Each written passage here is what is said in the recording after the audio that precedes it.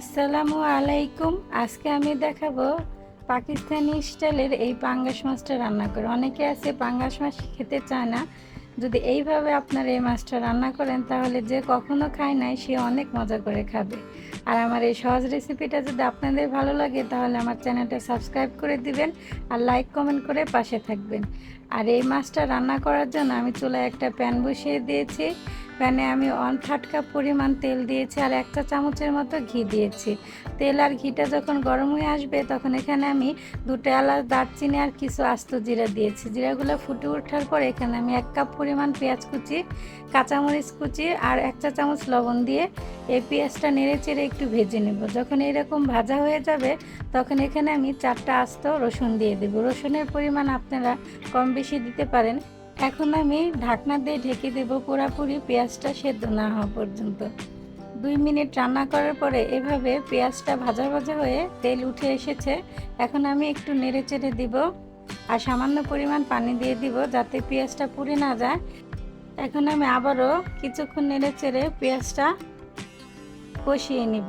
যখন এইভাবে পেঁয়াজটা কষানো হয়ে তেল উপরে উঠে আসবে তখন এখানে আমি একটা টমেটো কুচি দিয়ে দিব, 1 চা চামচ আদা বাটা, রসুন বাটা দিব, 1 চা চামচ হলুদের গুঁড়া, মরিচের গুঁড়া, ধনিয়ার গুঁড়া, জিরার গুঁড়া দিয়ে দিব। দিয়ে এই মশলার সাথে এই পেঁয়াজটা আবারও আমি কিছুক্ষণ কষিয়ে নিব। এই মশলাটা যত সুন্দরভাবে কষানো হবে মাছের স্বাদটাও ততটাই বেড়ে যাবে।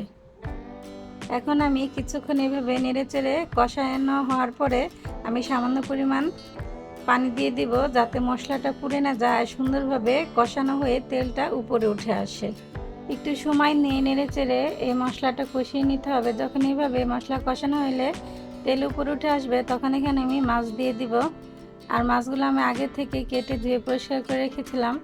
এখন আমি এই মাছ আর এই মশলা আবারও কিছুক্ষণ নেড়েচেড়ে কষিয়ে নেব। একটু সময় নিয়ে কষাতে হবে। আর এই মাছটা যত কষানো বেশি হবে ততই খেতে মজা হবে। যখন এইভাবে তেল উঠে আসবে তখন আমি আবারও একটু নেড়েচেড়ে দিব আর একটু সময় নিয়ে কষিয়ে নিব। আর এই সময় আপনারা চুলার আঁচটা মিডিয়াম আঁচে রাখবেন। এখন এখানে আমি 1 টেবিল চামচ টক দই ফেটিয়ে দিয়ে দিব। দেওয়ার পরে আবার আমি নেড়েচেড়ে কিছুক্ষণ এই টক দইয়ের সাথে মাছটা কষিয়ে নিব। আর এই টক দই দেওয়াতে মাছটার স্বাদ দ্বিগুণ বেড়ে যায়। আপনারা এভাবে অবশ্যই বাসায় রান্না করে একবার খেয়ে দেখবেন। আশা করি আপনাদের অনেক ভালো লাগবে আর এভাবে আপনারা সবসময় রান্না করবেন। মাছটা যখন এভাবে কষানো হয়ে তেল উপরে উঠে আসবে তখন আলতো করে এভাবে আমি একটু নেড়ে দিব। আমি অন্যদিকে পানি গরম করে রেখেছিলাম আর এই মাছের রান্নাটাতে গরম পানি দিতে হবে, ঠান্ডা পানি দেওয়া যাবে না। এখানে আমি 1 মগ গরম পানি দিয়ে দিয়েছি। দিয়ে এভাবে হালকাভাবে নেড়ে চেড়ে ঢাকনা দিয়ে ঢেকে দিব। 2 মিনিট রান্না করার পরে এভাবে বলক চলে এসেছে। এখন আমি আলতো করে নেড়ে দিব। এইভাবে যদি মাছটা রান্না করেন, যে জীবনে কোনো দিন পাঙ্গাস মাছ খায় নাই সে অনেক মজা করে খাবে। এখন এখানে আমি 1/2 চা চামচের মতো দারচিনির গুঁড়া দিয়ে দিব। দিয়ে হালকা নেড়ে চেড়ে দিব। এখন আমি ধনিয়া পাতা কুচি দিয়ে দিব। দিয়ে হালকা করে নেড়ে চেড়ে দিব। আর এইভাবে মাছটা রান্না করে না খেলে আপনারা বুঝতে পারবেন না যে কতটা খেতে মজা হয়। আমার বাসায় তো এইভাবে মাছ রান্না করলে সেই দিন সবাই আঙুল চেটে পুটে ভাত খায়। এখন এখানে আমি 1/2 চা চামচের মতো কাস্তুরি মেথি দিয়ে দেব। এই কাস্তুরি মেথিটা আমি বাসায় বানিয়ে রেখেছি। কিভাবে কাস্তুরি মেথিটা বানাতে হয় আমি অন্য একটা ভিডিওতে দেখিয়ে দিব। এই কাস্তুরি মেথিটা দেওয়াতে এই পাঙ্গাস মাছটা অনেক মজা হয় খেতে। আর ফ্লেভারটা এত সুন্দর আসে, অনেক সুন্দর একটা ফ্লেভার চলে আসে।